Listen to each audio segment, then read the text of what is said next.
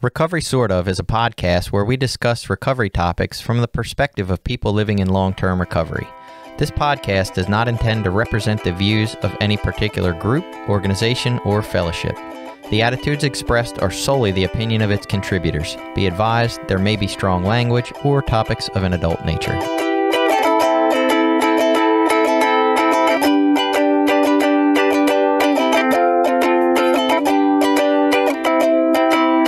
Welcome back. It's a Recovery Sort Of podcast. I'm Jason, a guy who is trying to rise from some ashes. And I'm Billy, I'm a person in long-term recovery. I'm Jenny, and I'm also a person in long-term recovery. And today we have Mark from the Phoenix. Thank you. Glad to be here, Jenny. I'm so glad you could come. So the Phoenix is this program. It's national. Mark's going to tell us about it. But it's a exercise, fitness community for people in recovery. And it has an app, and I've done it, and it's really fun and cool. I'm going to let Mark talk about it. But first, Mark, tell us about you. Can you give us, your story up until this point? Tell us about yourself. Sure. So I'm a lifelong resident of Cecil County. I was born and raised in Elkton. And, I am in recovery as well. I've been sober for almost 8 years. Congratulations. So July 6, 2015 is the day I gained my freedom. Mm-hmm. So that's awesome. I went to Elkton High School. I would say that I was a teenage alcoholic, and a lot of my friends were. Started, as a freshman, getting to go to parties with upperclassmen and doing all the things and experimenting with all the things and learning that there were, girls we could chase and and the next good time was only right around the corner. And, I think that's where, my drinking started. And I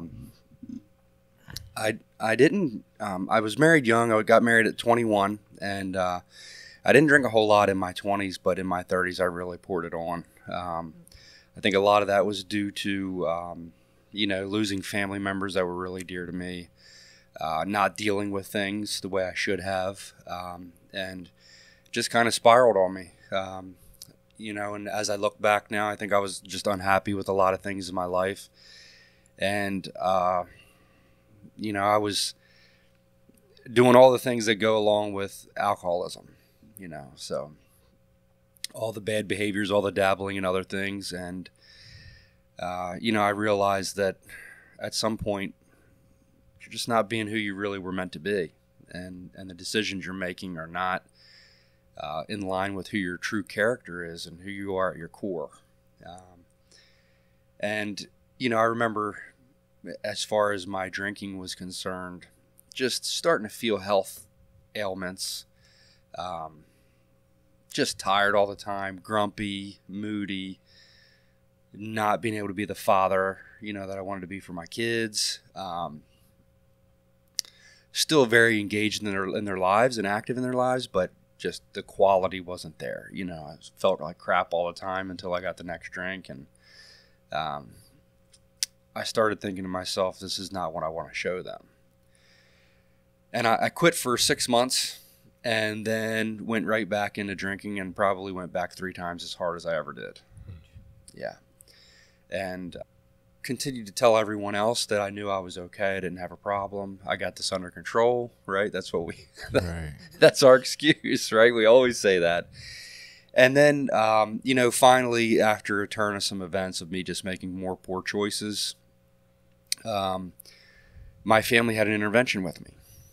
The ironic thing is that I was ready. As soon as, it was like, yeah, you're right. It's time. I just, a couple things that I noticed were under one of my ribs, I just felt like I had a small balloon that was constantly just inflated slightly, right, which was probably my liver inflamed. Oh, wow. Is my guess.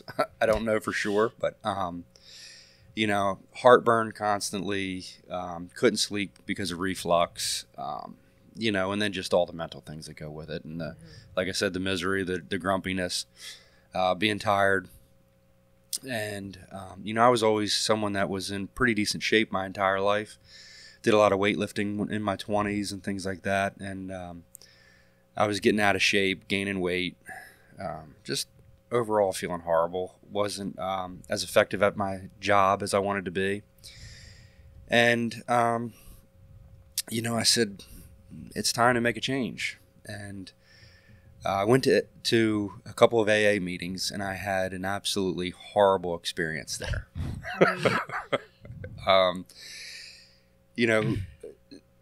God bless the person that was trying to help me, but they were just not the right person for me to interact with. And some bad things kind of happened from that, as far as digging too deep into my personal life, and being very overreaching and controlling. And it kind of scared me away, but somehow I still stayed sober. I'd drop into meetings here and there. I've reached out. The first thing I did was I built a community. So I had friends from high school and friends that I knew in the community that were sober and had been through some pretty bad things. And I reached out to them. And how did you know to do that? Like, without... And can I even ask another question before you answer that one? Yeah. Like, where you said these people were sober and had been through things, like people who used to have a problem Yes. with substance? Okay, Yes. just wanted to clarify. So, I have a friend in Elkton. His name's Matt. He's very open about his journey, and he speaks to recovery groups and people in centers. And he drank himself to needing a liver transplant. Phew. He was on death's door. And Yeah, I know Matt. I didn't know that about him. Wow. Yeah, and I reached out to him. He was one of the folks that I reached out to. Another good friend of mine, David. I reached out to him, and just several other people, but I knew them, and I just started to build stronger bonds with them and say, if I need you, can I run things by you? And if I want to find an activity to do that doesn't involve drinking and just hanging out with somebody, are you up for that? And folks like that were, and that's one of the things that really helped me early on. And I got right back in the gym, within a year. One of the biggest things that inspired me was, once I was sober for a while, I started looking at my bank account, and I was like, wow, I have all this money. It's like, well, I guess when you're not blowing $150 a night in a bar, you Amazing. you have plenty of money, and 150 then would probably be 250 or 300 now, Right. So I wanted to fulfill a dream that I had, and that was to go on a hunt in the Rocky Mountains, or a group of the Rocky Mountains, right? So I went to Montana, and I did an elk hunt, and I knew it was going to be very physical, so I went to DB4 Fitness.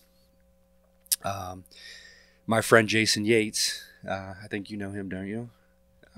He's from Chesapeake City, but Okay. anyway, Jason, he got sober about a year after me. And anyway, he said, hey, I've been going to this great gym, and you should probably try it out. It's this thing called CrossFit. You ever done it? And I said, no, I've never even heard of it. He's like, just come check it out, So I went into DB4 Fitness, and, I did a class, and, if people are unaware, CrossFit is an hour-long session. You come in, you do a warm-up, you do a workout that's really intense, and then you get out of there, right? So it's an hour long from start to finish. So I tried it, and, I remember walking through the door and thinking, wow, are these people are they gonna know what I am, And no one knew, and it kind of stuck, and everybody was great, and I was like, wow, I have a community here, after just a few sessions. And then I was there for a few months, before someone finally said, "Hey, I heard you're in recovery. You're getting sober."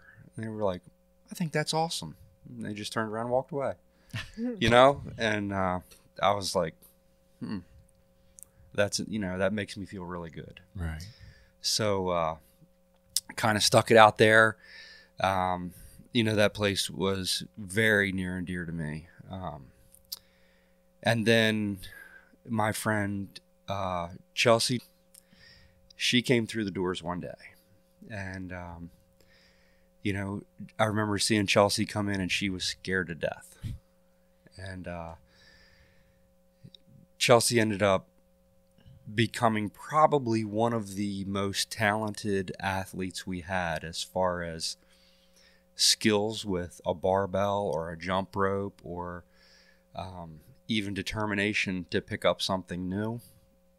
And she lost, I forget, like just a ton of weight.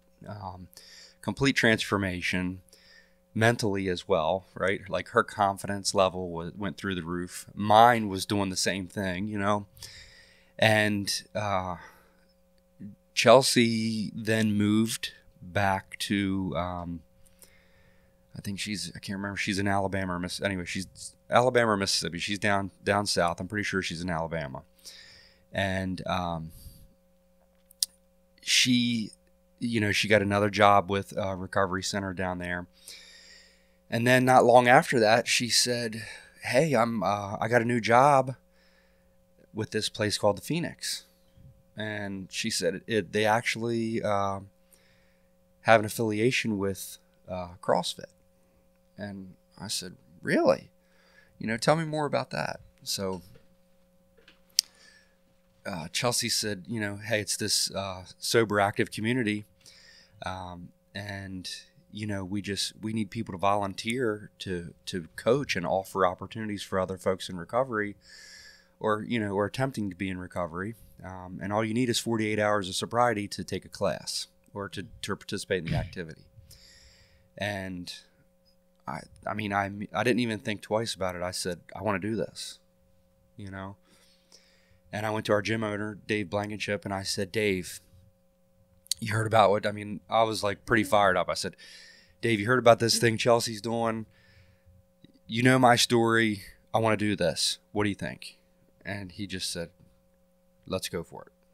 No questions. Just let's do it." So, I talked with Chelsea, and she got me in touch with this guy, Chris Bellina, who, works with the Phoenix, and they got us set up. They got us oriented, and we started scheduling classes. So, How long ago was that? just a little over a year. Okay. Yeah. So, because here's how I first heard about the Phoenix. So in my weekly recovery meeting, my recovery Dharma meeting, some people started going, and sorry. So it was our mutual friend, Jen. And all she talked about was how fun it was. She's like, "Oh, you got to come." She was like, "We got to do the Phoenix." It was on Sundays then. And then I would encounter other people like through volunteering at Voices. And they're like, "Oh, it's so much fun. The Phoenix is so much fun." Yeah. And I guess it was about a year ago. So right away, you started it. People started going, and they loved it. It was CrossFit. But there's other stuff in the Phoenix too. I guess I'll let you get into that. But, it's not just CrossFit. Yeah. I know we're getting way ahead of us with like the particulars of the little things, but I found it fascinating that it only takes 48 hours as the requirement to exercise. I would think like, I'm just picturing back like my third day of detox, and I was not ready for a CrossFit. Like that might have killed me in that moment. A lot of sweating. That's kind of fascinating. So a guy named Scott Strode, who I don't know, but he and a core group of people are the ones that founded the nonprofit Phoenix. Mm-hmm. And he, he's in recovery. I think it's like 25 years right now. But he started ice climbing. And he said he got this intense feeling of success and accomplishment. And that was the reason that he wanted to do this, because he said, "I want others to feel that."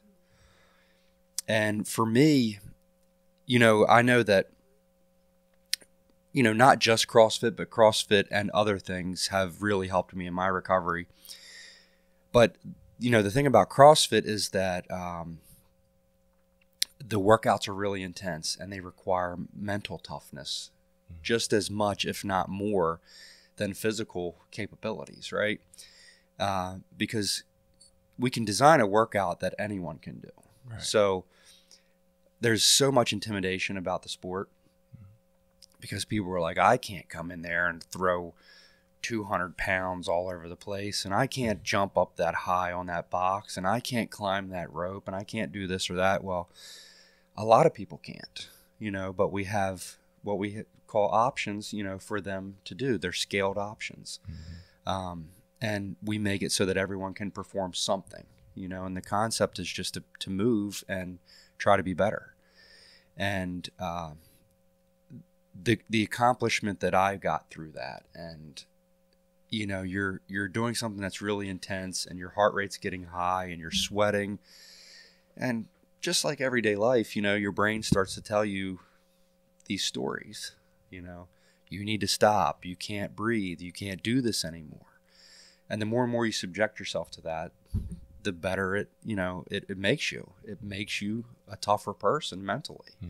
And then you get the physical benefits of being healthy. But to me, the mental aspect is so much more important. So the Phoenix is just, it's not just CrossFit though. It's just a sober, active community. So there may be hikes, there may be yoga, all different kinds of things, right? It's just the concept is to get people moving and doing something that makes them feel better about themselves.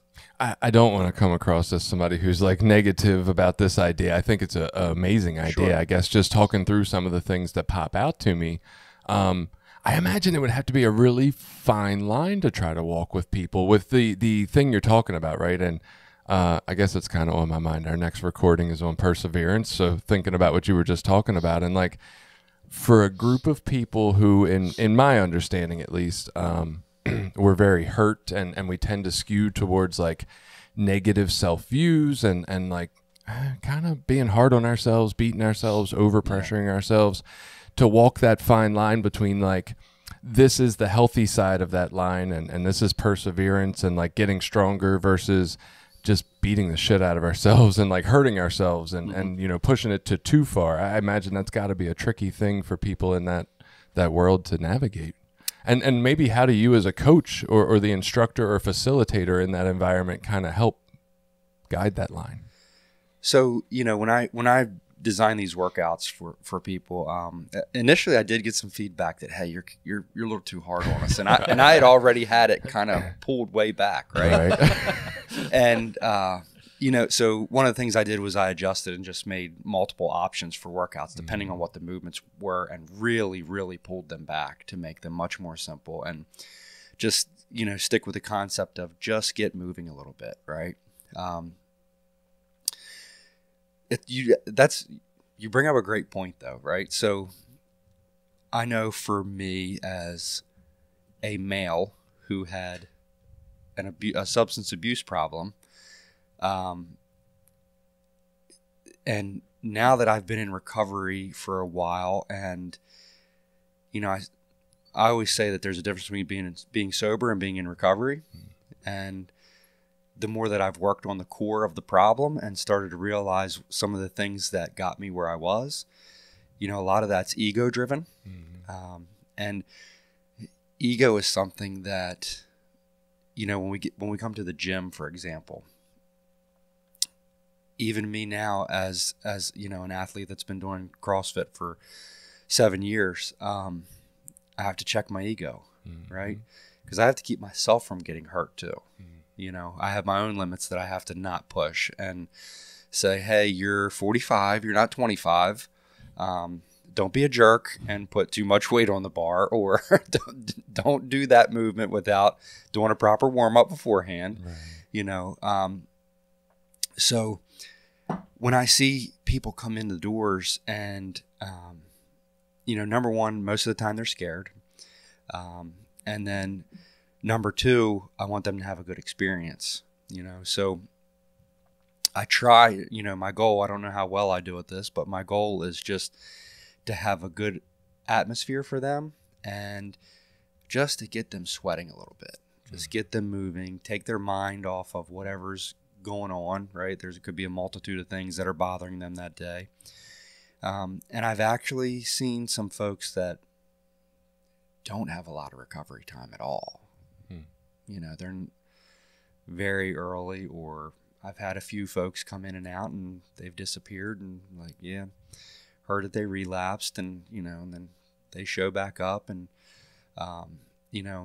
for me, the goal is just get them moving and keep them safe. Right. We don't pull out the barbell a lot in Phoenix workouts. And I keep it very limited to what I expose the group to, so that it is positive and no one gets injured.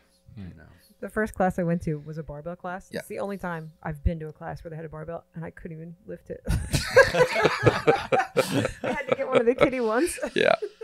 I was actually thinking the tiered idea of having like the multiple options for people is almost, in my mind at least, that increases the mental toughness for people, because it puts it on them. Like, are you going to choose that harder workout, or are you going to stay on this one you've been doing for 10 weeks, right? Like, it's almost kind of gives them the safe boundary of where to explore for themselves. I like that. Yeah, and you find out, at least I've seen people get motivated by different things. So like me, I'm a person that's like, and maybe this comes over time with recovery, like I've built up some resilience. So if I try to do something and fall a little short, I don't just like give up and walk away and be like, oh, I can't do that. Like I sort of, I don't know if it's healthy or not, but I'll say talk down to myself, like, come on, quit being a wimp. You got to go for it. Like, let's go. You can't just give up now. Like, and I'm okay with pushing myself in that way, but not everyone's able to do that or motivated in that same way. So if I were like to say that to, like, let's say my wife or my kid, probably wouldn't resonate as well with them, as it does with myself. That's probably a key indicator. It's not good for you either. But just saying. Yeah. That might be the other side of the line I was talking about. Yeah.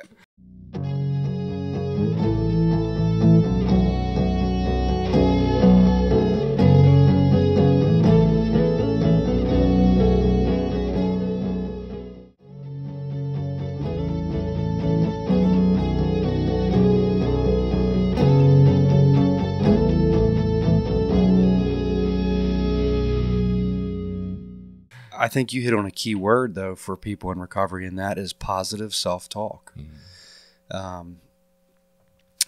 I've spent a lot of time in therapy over the past few years, and I think I would say that I'm further now in that window in recovery than I ever was.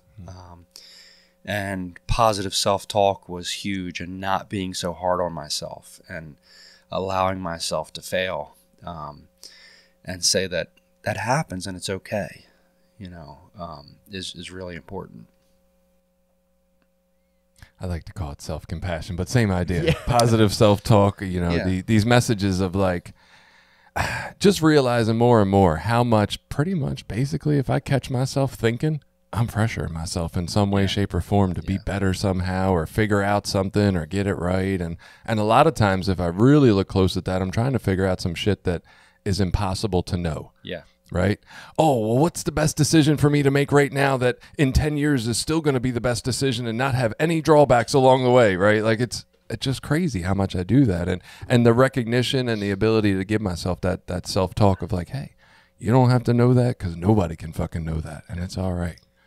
And I think that's what sometimes a workout can show us. I just have to get through the next so many minutes, or so many reps, whatever, however. There's only this many sets however left. However it's written, right? Sometimes I'll write a workout for this number of total repetitions. You just get the work done, or it's this many minutes, and do as many in those minutes as you can.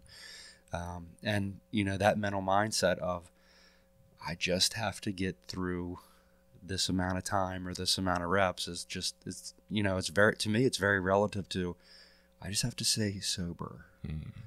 I got to get through this next hour of this situation without, taking a drink or using a substance or doing whatever it may be. So it's very relative for me, and it has been for a while. I didn't make the connection at first, but.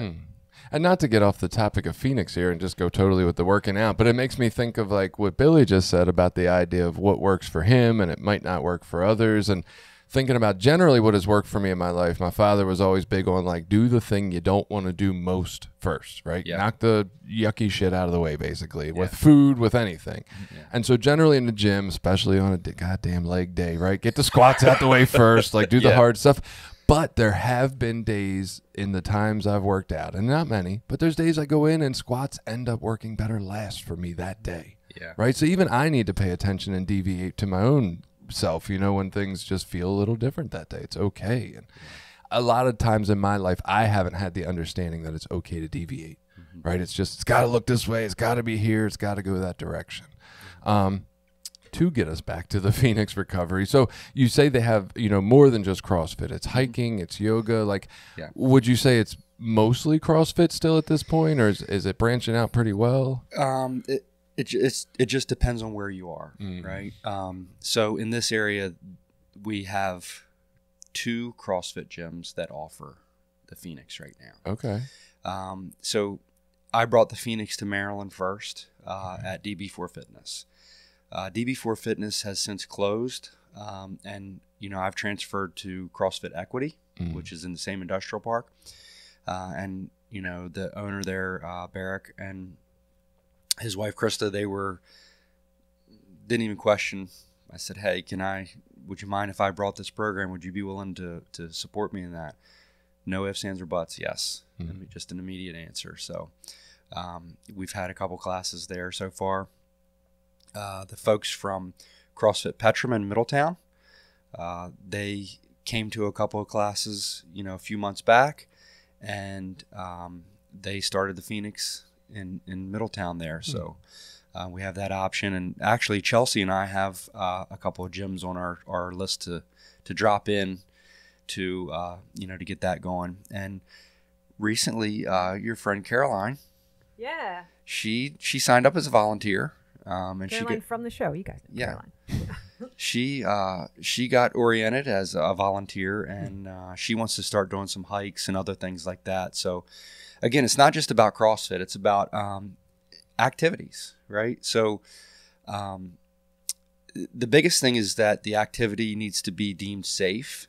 So they don't want you going to a shooting range or things like that, but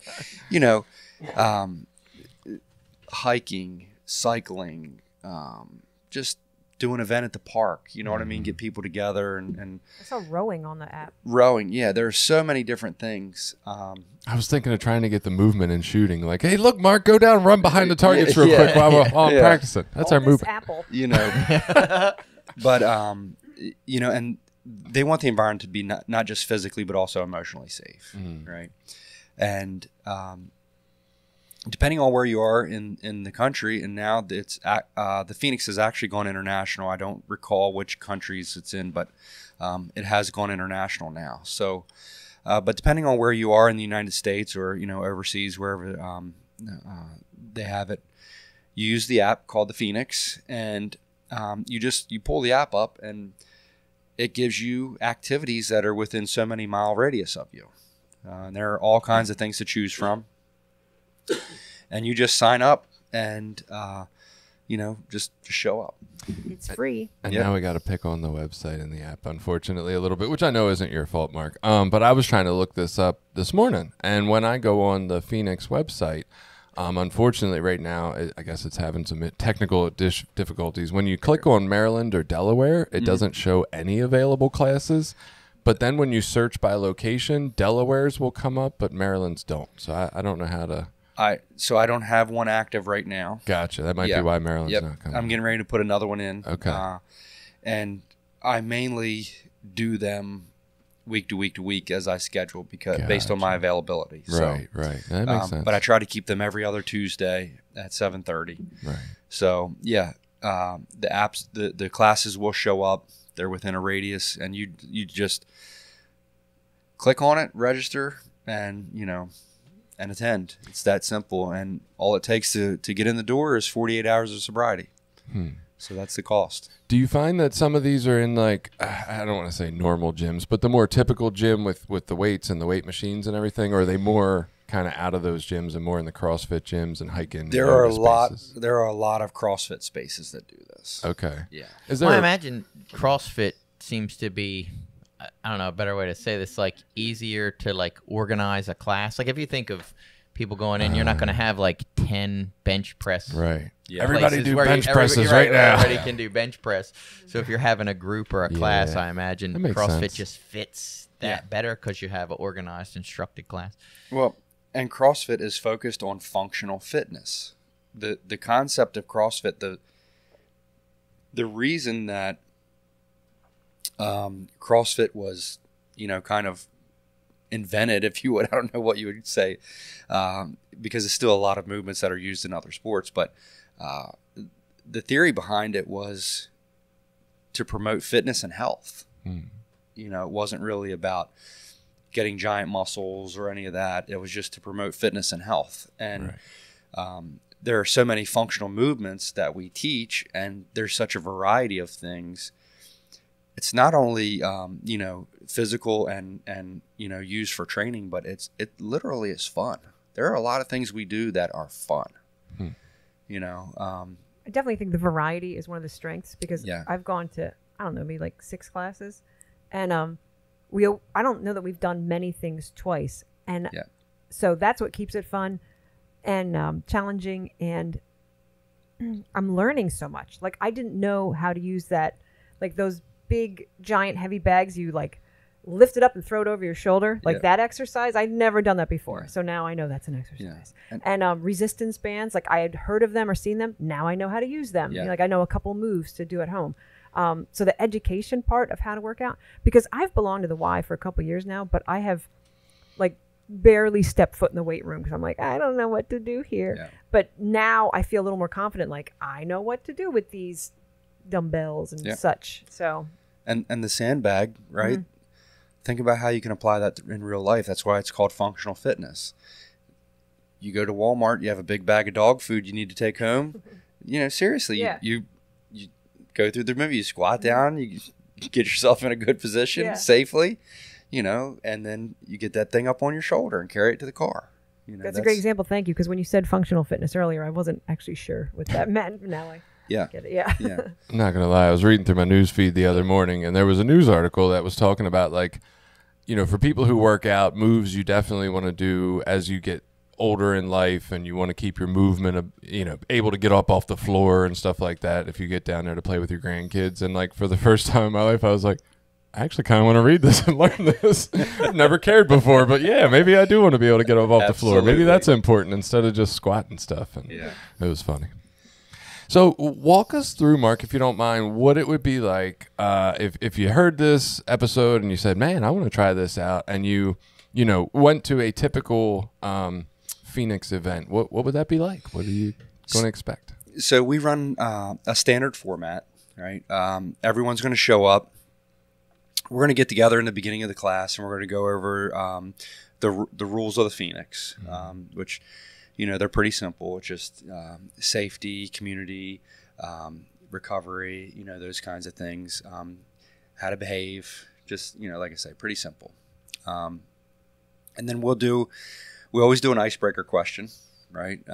And sometimes I choose to make it deep, and other times I choose to just make it fun, right? Regular or double stuffed Oreos, something that simple, or it may be a question that, I want to challenge people to really reflect in the moment if they can. But that's, the thought behind that is just to get people's minds working so that they're not worried about, man, I'm here and I got to do all this stuff in front of all these people. And, then we'll go onto the floor and gather the equipment we need. Like I said, I'll have the workout written. I'll go over that. We'll grab the equipment we need, and we'll do a warm up, as a group. And I'll go through different warm up movements that just get our blood flowing, get our muscles in a state that they're ready to actually do some work.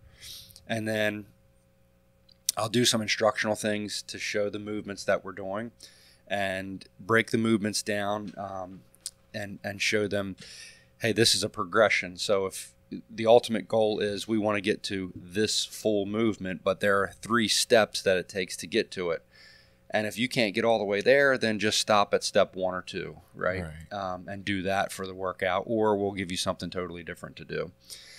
And then we do the workout. Well, we take a break, so everyone can use the potty or whatever they need to do.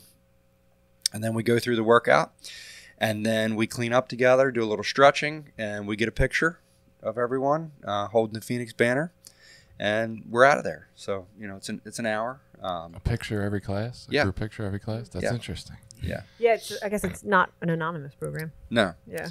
No. You said that people take their potty breaks. I was thinking they're getting their cigarettes in. These are recovery people. No, that is so we don't allow tobacco or e-cigarettes to be used during the workouts. Interesting. Or on the grounds. That's one of the rules of the Phoenix. Huh. Wow, that's actually really fascinating. Yeah. Yeah. So, and when we do the picture, we tell people you don't have to be in it if you don't want to. But, right. It's just, again, it's trying to build a community and trying to get people engaged. And I think they're a lot of fun. I don't know how you feel, Jenny, but I think coming back. I think the majority of the people, once I tell everyone, get your ass across the threshold and let the magic happen after that. Right. Right. So if you can get through the door, then that's the hardest part. Right. Just get through the door, because once you're there, I think everybody realizes that it's all positive. Like I haven't seen anything where anyone's had a meltdown or. No, you warn about that in your opening. I'm like, wait, is somebody what's gonna happen here? Like, Yeah. I don't know if these CrossFit people go nuts. Yeah. Like, Yeah. I'm waiting to see. Yeah, and Just keep waiting. They will. My experience has been it's no different really than a typical CrossFit class where new people show up and they're scared to death and they're intimidated. Right. And then they go, wow, I love this. This is so great. And I think the biggest reason they like it is because we're not this is not a knock against Planet Fitness, but we're not at a Globo gym, they call them, with our earbuds in, ignoring everyone, there's all these people and you're not interacting with anyone, right? Mm-hmm. We come in, we're all talking, we put good music on, we might stop and sing, during the workout or whatever, and it's just really upbeat and it's a community feel. And it's funny that you said that. We just had that conversation before this. That's what I go to in the mornings, and I'm like, yeah, I put my headphones on and I'm in my own, and that's my own kind of time when I go to the gym, and that idea of, I guess, building a community within. So do you find that community is also supportive of your recovery? Is there a lot of crossover? They support you in a different way? How does that community support you? The folks that I've interacted with in CrossFit in general, aside from the Phoenix, have been so amazing. 100% supportive. The biggest thing is most of them don't even acknowledge it. They don't come to you and, oh my, you're in recovery. Wow. It's like, hey, that's people great. Don't think about us all that much as we think they should. Yeah. And for me though, that's refreshing because I don't want to be treated differently because of being in recovery. It's we're like a child, the thing that I really dislike is when people are like, oh man, there might be drinking there. Are you okay with that? And I'm like, it's the real world. I've got to be okay with it. Trust me, it's fine. And yes, you drink your beer or whatever you want to do. That's not, your choice isn't mine. I have to make that choice. So many people are just like, hey, I think that's great. And, people tell me I'm proud of you. It's just, like I say, everything I've experienced in the CrossFit community is the opposite of what the external world thinks. People are like, those people are nuts. I can't believe they do that. They're so intense. They're hooked on how they look. And it's like, no, mainly it's a bunch of people that love having a good time, love supporting others and seeing others succeed. And, putting themselves through questionable amounts of pain from from working out. But yeah, and within CrossFit, they actually do, like, I'm gonna say, like, regional and national, like, events and stuff too, Yeah. right? So they build outside of just the individual gyms. They're really trying to build a community. So it's one of the few sports that you don't have to make a level of endorsement beforehand to be able to go to the CrossFit Games, which is basically their Olympics, right? So for $20, you can sign up for what's called the CrossFit Open, and you do these tests and video it and submit it to CrossFit. And if you're good enough, you make it to the next round. And then if you're good enough in that round, you make it to the semis. And then if you're good enough in that, you go to the CrossFit Games. You don't have to make it to the big leagues like in baseball or football or something like that. Everyone has a chance. So One of the things you were just talking about there, and is kind of interesting, is I love the idea that you've had this ability to have maybe an experience that everybody doesn't get, where you get to be in a community of people doing a certain thing, like CrossFit, and then be in that same community of people doing that certain thing, CrossFit people who are in recovery, to be able to see, like, oh, maybe there's not any fucking difference, right? Like, it's pretty cool to have that view of life, because I feel like so often we do think in recovery that, like, we're so different, or we're so flawed, or we're so this or that. And one of the interesting things, like, sometimes even I've thought that recovery people have a monopoly on having community. But, like, as I've met people, CrossFit people, runners, there are these really helpful, loving, like, you don't hear about many, like, elitists in these communities looking down on people. It's people cheering people on, people who, or at least in ultra running, I don't know about all running, but, there are these communities out there that people join that feel as loving and accepting and helpful and useful as ours. And, like, yeah, maybe it's all useful. Maybe we're all struggling with that thing, and maybe we're all finding these places to feel connected and better about ourselves through that connection. I would describe a lot of it as a meeting that's not a meeting.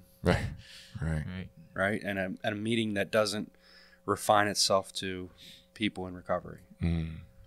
Gotcha. It's just a different experience. It's the same goal, right?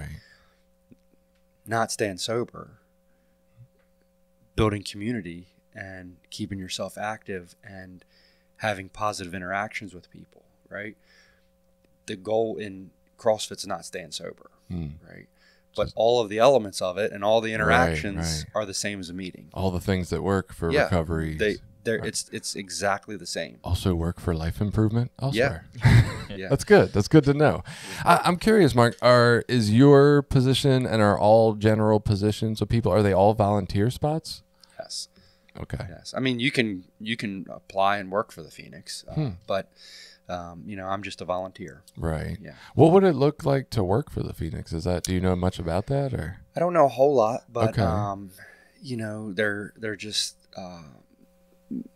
I think the biggest thing that they do is try to form relationships with communities and brands. I gotcha. To spread this thing and get money to support it and things like that. So, are there donations at the classes? We tell people to donate online if they want. Okay. Or give back by volunteering. I gotcha. And you don't have to get into specifics, but this isn't like your full-time gig. Like, you have a CrossFit training or any of that. You have a full-time job and a family and life outside of CrossFit. This is something you do as a volunteer because you found it beneficial for you. And yes. Yes. Yeah. I mean, I work full time for W.L. Gore. I've been there 26 years, and everything I do outside of that is just volunteer work. And it's because of, I guess, passion or. It is. I mean, like I said, the CrossFit community has been so good to me. Just again, not only the challenge that's offered there, but the support at the same time, and take the addiction piece out of it, and say I'm a person that shows up there that doesn't have a problem. It would be no different, because it's a community of people that want a positive outcome. They want to be supportive of those that are around them, and they want to encourage everyone to just try and get better, right? And I've experienced that no matter where I go in the CrossFit community. Our competitions that we go to, we sign up, we have local places host competitions. And you go there and it's not someone standing across from you, sizing you up, understanding what you can do or what you can't do and saying, I'm going to go out there and kick their ass. I'm going to go out here and give my best. And if I get done first and I know I'm beating my competition, or if my competition gets done first and they know they're beating me, we literally turn around and clap and cheer for each other, for our competitors. That's like the standard thing to do. And it's refreshing, and because I think it's a community that understands I have to have myself together to perform, right? And that's the same thing in recovery. We have to have ourselves together to perform. So it's like I said, the difference is there is none except for the addiction element that we bring in.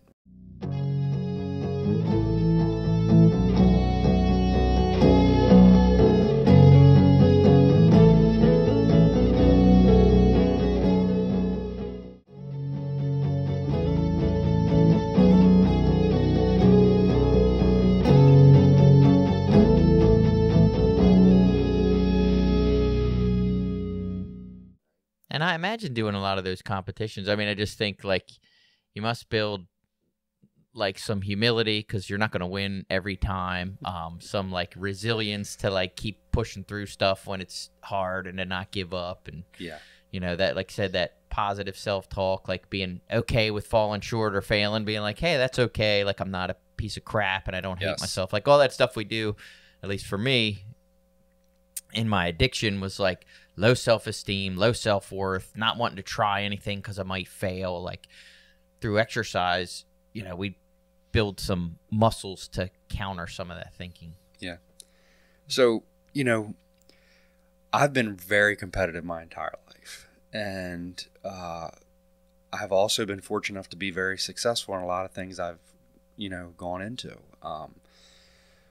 I was a very successful drag racer when I was younger. I won a national championship. I've done really well in my career, at my work, and just a multitude of other things, right? That I've been successful when I've gotten involved, and I was really good at getting drunk, right? Like I champion level. Yeah, I excelled at that too, right? And I came into CrossFit, and I'm like, again, ego, right? You've got to control ego. That's one of the biggest things that I've learned is that ego is what makes you want to go do these things, but it can also get in your way if you can't control it. And I remember showing up at CrossFit, and the more and more I learned about it, it's like, I want to be good, but I'm going to have to work really hard. Because if I want to go do a competition, I don't have to be strong. I've got to be strong and fit. I have to have an engine, right? I've got to be able to do a lot of work and get my heart rate up and keep it there and still work instead of standing around, gasping for breath. So I've got to be in shape, cardio, strength, the whole 9 yards. And it's very humbling, hey, that guy can walk on his hands. I can't even begin to do that. There's the things you start to say. And then as you start to go after some of these very different goals, again, it just contributes to your self-image, and you fail over and over and over and over again. But you do start to make, small wins. It's really beneficial for me, for my mental health especially. So with the way I understood your opening story, you didn't in the beginning really connect a whole lot with like a 12-step program or any particular type of program, and it didn't sound like necessarily that ever really came to be a focus for you. What would you say, obviously being part of this is part of your recovery, but what kind of things go into your daily recovery? So I still keep the book, right? Okay. I have it. Right. Won't let go of it. I keep the community of folks that I've established. Mm-hmm. I do go to meetings. I just don't do it all the time. Gotcha. I stay in the gym with my community, go to church, go to therapy, and just continue to put myself in environments where I feel support. Right. Therapy has probably been the biggest beneficiary of recovery for me. That's what's brought me the most. Okay. That's where I learned, like I said, for me, my perspective is you can be sober, but not necessarily in recovery. Right.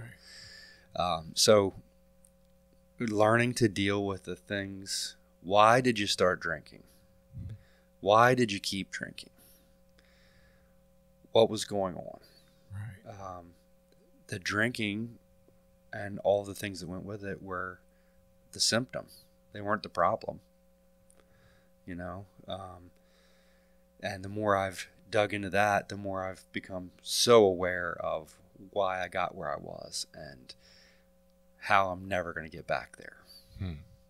So it's interesting, and I don't know this, so I'll ask you. I would imagine my understanding of yoga in the sense of recovery and a therapy kind of lens is that like it really helps people get back in tune with breathing, get back in touch with their body, which is a huge part of like being in the moment and knowing what you want and intuitive living and all this great stuff. But it feels like just at a base level looking at it, and again, I have never done CrossFit, but it feels like CrossFit would sometimes clash with that almost just because of the way you're kind of going into it. And I don't know, like, tell me more about that. Like, are you getting more in tune with your body through CrossFit? I think I absolutely am. Okay. Yeah. I feel like overall you are, but I guess I don't know. And I guess it comes back to that line we talked about earlier. So the thing that I've learned is when you do a workout, so CrossFit, the like I said, it's very high intense most of the time. And you have to strategize every single workout you do. And you can't, it's not one of these things where you can say, I'm going to build a bigger chest. And you can go into the gym and you can say, I'm going to do that by doing 10 sets of 10 for 3 weeks. And then so many sets of 8 for so many weeks. And so many sets of 5. And I'm going to increase the weight. And at the end, I'm going to be stronger, have a bigger chest, right? So on and so forth. They're so variable in the movements that you have no idea what the outcome's going to be. And I'll give you an example.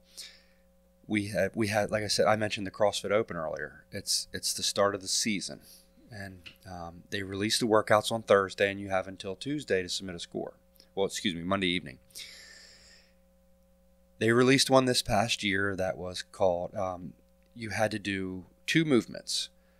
A burpee, which is just going all the way down the floor, touching your chest, come back up, but it was into a pull-up.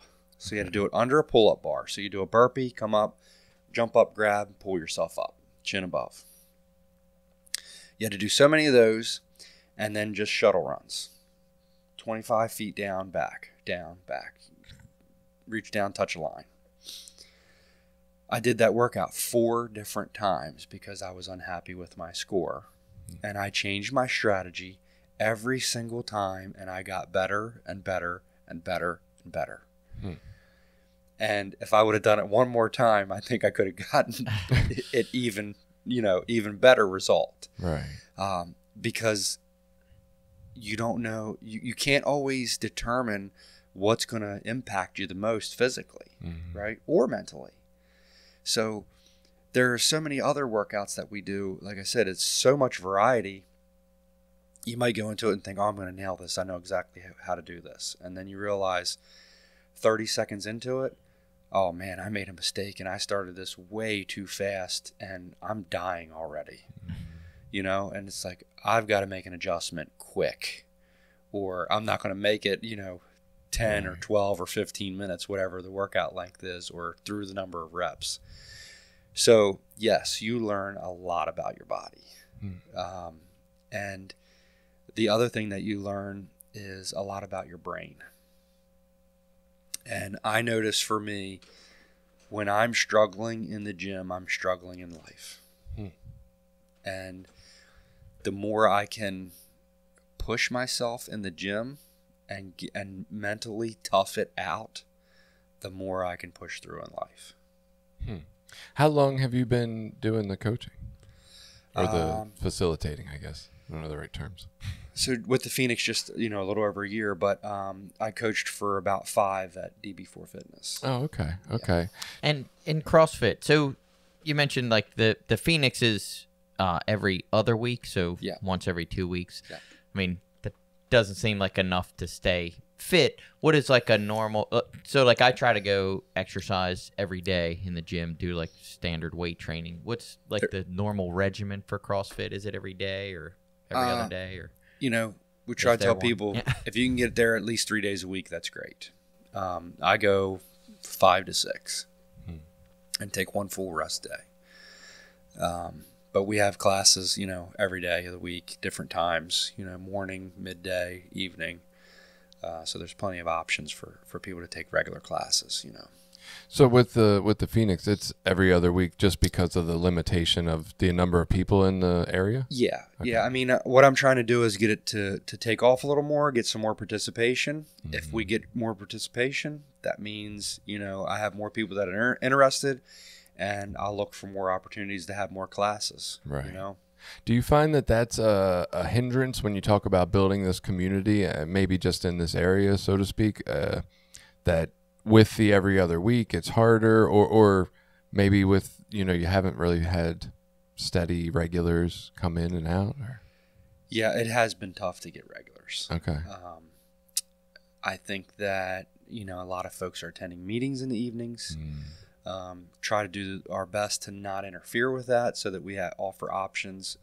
And then, we were doing some Sundays, but that's like a big family day for people. Right. That's when they want to spend time with their families. So when we moved to Tuesday evening, we were getting a lot more participation. Gotcha. What does it take to be able to step up and be a volunteer? Like, I imagine for the CrossFit portion, you would have to be knowledgeable in CrossFit, but like, with Caroline stepping up to do hiking, do you just have to know a little about it? You can sign up online and they take you through an orientation process. Okay. But that's not going to teach, like, if you don't know yoga, you can't go volunteer to run yoga, right? To teach certain things, to be an instructor of something that requires a methodology, Gotcha. You have to be certified in some way. Right. So I have a CrossFit L2. I need that to teach CrossFit. Or I would need a personal trainer certificate, or something along that line, or a yoga certification, something like that, depending on the discipline that you're trying to teach. I gotcha. How thorough is that orientation you go through? Is it just like a couple-hour video or something? Yeah, or? there are videos and Gotcha. some, if I recall, I think you have to answer some questions or something like that. But Okay. it's pretty straightforward. And I think there's virtual classes too. Don't they have? You Yeah. can just watch a yoga video. Yeah, you can watch things online and do them. There's plenty of options. Oh, that's cool. Okay. Yeah. I would encourage anybody to just check out the app, just explore the app, and just find something and check it out. It's free too. Yeah. Can't hurt. Right. Any other questions? Oh, I do. So, what's the future of the Phoenix? Do you know? Do they have plans? They're just, as far as I know, just steadily trying to grow the community, try to find more locations nationwide, and like I said, internationally now, and just, more and more activities to keep people active. That's what it's all about, is keeping people active and giving them an option. That's pretty awesome. So the Phoenix app is out there. They also have the website, the Phoenix. You can search. If you put in Phoenix Recovery, it came up near the top of the list for me. It wasn't hard to find. Mark, is there anything specific like that you want to plug for yourself since you're here? I just want to encourage folks to come out and participate in a class with us if they're willing to. I know there is, just from so much feedback I've gotten from folks not even in recovery, there's a stigma around CrossFit, and we don't technically do CrossFit all the time. We just do fitness, right? Gotcha. There's a stigma about it being so hard, and I can't do this, and it's only for people that are really good athletes. That's all BS. Well, I chuckled when you said that about the CrossFit Games, because I seen those guys doing like those burpee pull-ups and stuff, and they do something like ridiculous. Yes. 384. Wow, yeah, it's just they are- incredible. They're extreme athletes. They're freaks of nature. They Right. really are, right? But that's not the normal person. No, it's not at all. No, I've seen all body types in our classes. Yeah. It is for all body types, people of all abilities. I just want to encourage folks to give it a try. Exercise should be part of everyone's daily routine. It really should. And I'm not saying that because I do it. Right. I'm saying it because your doctor would tell you the same thing that I'm saying, right? And I think that it's something that we've allowed in our society to become abnormal almost, right? It's not part of that many people's daily routine. And just come out and try it. Just come give it a try. If you have a limitation, if you have something that you're worried about, tell me when you get there. Right. I will do whatever I can to make, an option for you to do. And again, it's just about supporting one another, getting ourselves moving, getting a little sweat going. The dopamine rush that you get after working out is pretty darn good. It really is. I mean, you feel great. Right. Your body feels incredible. So, it's well worth it. It's agony sometimes when we're doing the workout, but the feelings afterwards. And yeah, you might be sore, but come back, and come back again, and then you'll stop being sore eventually. And you'll. Yeah. And I don't know the mechanism, but there's something about doing like positive, healthy things for yourself that just make you feel better. Like it really does. They do. I think I'm going to start a Phoenix milkshake group for after Mark's classes. There you Like, go. we'll just go get milkshakes afterwards, and I'm down. Is that also free? Yeah. Mark, thank you so much for coming on and telling us about this. Definitely want to raise awareness around this idea. I do think movement is crucial to a happy and content life, and to a healthy body. And I was not aware of this until people started talking about it, and it's been in my area for a year. So let's get the word out. Let's learn more about it. Let's all get moving. Take care of yourself. We'll see you next week. Thank you. Thank you.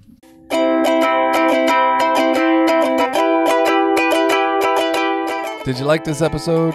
Share it with people you think might get something out of it. Check out the rest of our episodes at recoverysortof.com. Also, while you're there, you can find ways to link up with us on Facebook, Twitter, Instagram, Reddit, YouTube, anything. We're always looking for new ideas. Got an idea you want us to look into? Reach out to us.